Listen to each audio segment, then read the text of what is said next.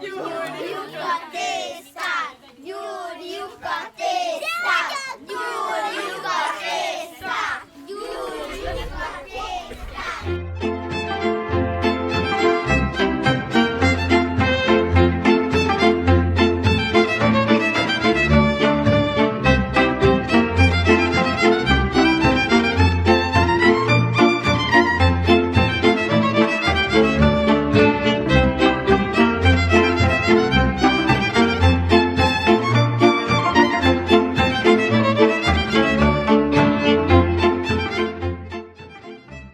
2015 év végén megkeresett a Ballószögi és a Helvéciai Általános Iskola, hogy az egészséges életmód keretében pályáztak egy kis pénzre, és hogy minket ajánlottak a családellátósokat, ilyen kenyér, sütés, búza, őrlés gyanánt, hogy a gyerekeknek legyen valami fogalmuk arról, hogy mit jelent az, hogy élelmiszer. Nagyon alulbecsültük a gyerekeknek azt a képességét, hogy mennyire fogékonyak ezekre a dologra. Több száz gyerek vett, több mint 200 gyerek vett ezen a programon részt az általános iskolába.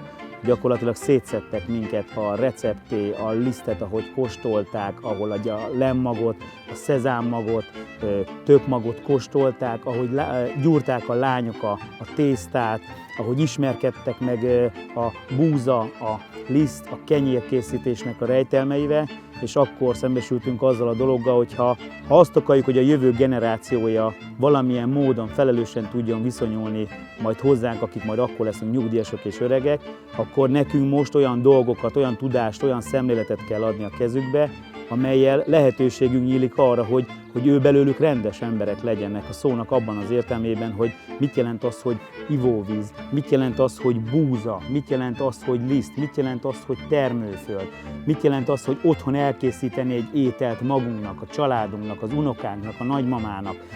Gyakorlatilag arról beszélünk, hogy az állam azért felelősen úgy látszik, hogy elkezdett költeni arra, hogy a gyermekeknek az egészségre való tudatos nevelése az egy kicsit magasabb fokon menjen, mint az elmúlt 30 évben láthattuk.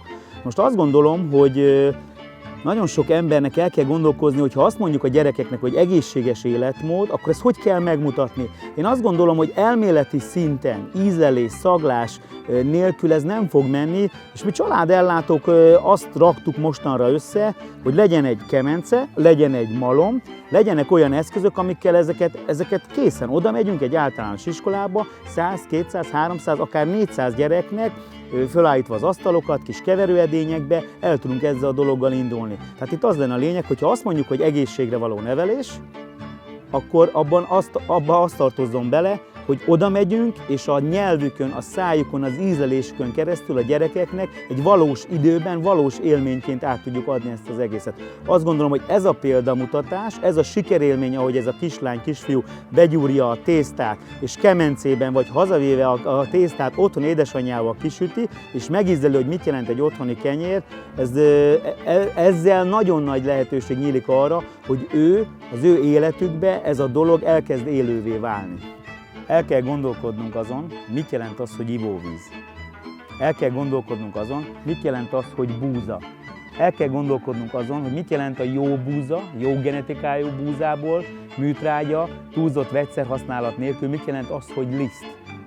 El kell gondolkodnunk a jövőnkön, hogy mit akarunk átörökíteni az utódokra, mit várunk el tőle, ehhez milyen lehetőségeket adunk neki. Ha nem megyünk el és nem mutatjuk meg a gyerekeknek, hogy milyen életük is lehetne, akkor ők miből válasszanak.